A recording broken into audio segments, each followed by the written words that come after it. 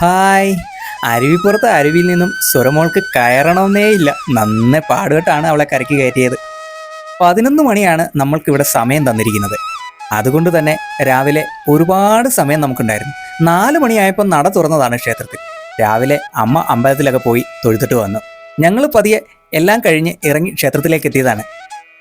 ശ്രീനാരായണ ഗുരുദേവൻ നേരിട്ട് ശങ്കരൻകുഴിയിൽ നിന്നും വിഗ്രഹം കണ്ടെടുത്ത് പ്രതിഷ്ഠിച്ച ഒരു ക്ഷേത്രമാണിത്. അത്യാവശ്യം തിരക്കുകളൊക്കെ രാവിലെയും വൈകിട്ടും കാണാറുണ്ട്. പിന്നെ ഇവിടുത്തെ അന്തരീക്ഷം പൊതുവെ ശാന്തമാണ്.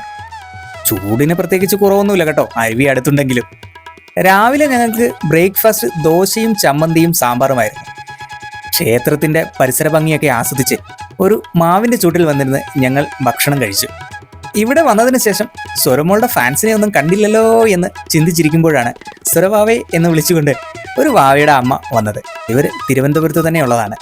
അങ്ങനെ വാവയുമായി കുറച്ച് സമയം സലാപത്തിലൊക്കെ ഏർപ്പെട്ടിട്ട് അവർ പോയതിനു ശേഷം ഞങ്ങൾ നേരെ ചോറൂണിലേക്ക് കടന്നു. അമ്മയാണ് ഇന്ന് വാവയ്ക്ക് ചോറ് കൊടുക്കുന്നത്.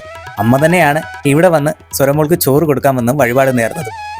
ഇവിടുത്തെ പൂജാരി സ്വരമോളുമായിട്ട് നന്നെ കൂട്ടുകൂടിയത് കൊണ്ട് ആളെ അസിസ്റ്റന്റ് പൂജാരി ആക്കും പോലെ അണിയിച്ചൊരുക്കി.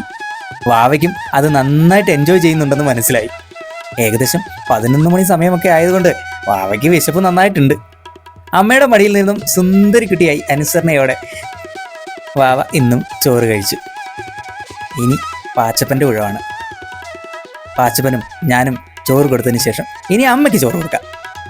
ചെറിയൊരു പൊക്കക്കൂടലുള്ളത് കൊണ്ട് ക്ഷേത്രത്തിലേക്ക് സനാമ ഒന്ന് നീക്കിയിരുത്തേണ്ടതായിട്ടുണ്ടായിരുന്നു. അങ്ങനെ സനാമ ഉള്ളിലേക്ക് കയറിയിട്ട് അമ്മയും കുഞ്ഞാവയ്ക്ക് ചോറ് കൊടുത്തു. നല്ല സുന്ദരി കുട്ടിയായിട്ട് കണ്ടില്ലേ വാവ ചോറ് കഴിക്കുന്നത്? അല്ലാതെ വിശപ്പുണ്ടായിട്ടല്ല. അങ്ങനെ അവിടുത്തെ ചടങ്ങുകളൊക്കെ തീർത്തിരിക്കുമ്പോഴാണ് ആലപ്പുഴയിൽ നിന്നും തീർത്ഥാടന യാത്രയ്ക്ക് വന്ന സ്വരമോളുടെ ഒരു ഫാൻസ് വാവ സ്വരമോളെ കണ്ടത്. സ്വരമോൾ എന്തോ ആളുടെ അടുക്ക പറഞ്ഞു തോന്നുന്നുണ്ട്. ആള് നിലവിളിയായി. എന്താണെന്ന് അത് ഇപ്പോഴും മനസ്സിലായിട്ടില്ല. പക്ഷെ വാവ നല്ല ചിരിയായിരുന്നു. പിന്നെ ആ വാവയ്ക്കും ചോറും ഉണ്ടായിരുന്നു. അങ്ങനെ ഇവിടെ എല്ലാവരോടും യാത്രയും പറഞ്ഞ് ഞങ്ങൾ 1 മണിയോടുകൂടി ഇവിടെ നിന്നും തിരിച്ചു. ഇനിയും പ്രധാനമായും സനാമയുടെ 1-2 സുഹൃത്തുക്കളെ കൂടി കാണണം. പക്ഷെ കാണാമെന്ന് പ്രതീക്ഷിച്ചവരാരെയും കാണാൻ സാധിച്ചതുമില്ല. എങ്കിലും അത്യാവശ്യം ഒരാളെ കാണേണ്ടതായിട്ടുണ്ട്. പിന്നെ അരുവിയിലേക്ക് പോകുന്ന വഴി ശിവലിംഗത്തിൻ്റെ ഷേപ്പിൽ പണിഞ്ഞു വെച്ചിരിക്കുന്ന ഒരു ചെറിയ ക്ഷേത്രത്തിലും പോയി പ്രാർത്ഥിച്ച് തൊഴുതിട്ട് ഞങ്ങൾ യാത്ര തുടർന്നു. ഹാപ്പി ആയിട്ട് ഹാപ്പി ലൈഫ്.